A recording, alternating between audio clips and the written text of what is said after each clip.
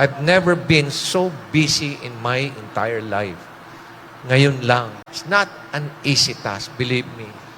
It's very challenging and it is very dangerous as well.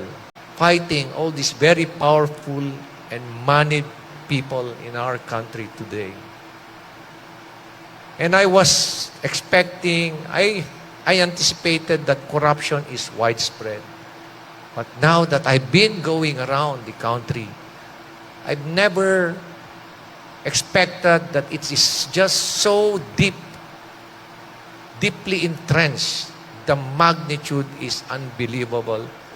Corruption, especially in the infrastructure projects, has already become a cottage industry, a livelihood program.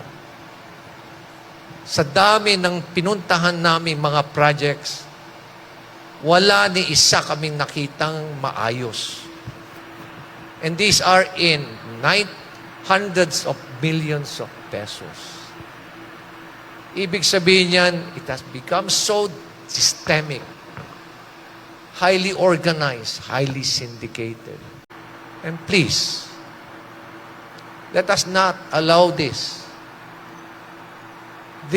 passion to address corruption short-lived.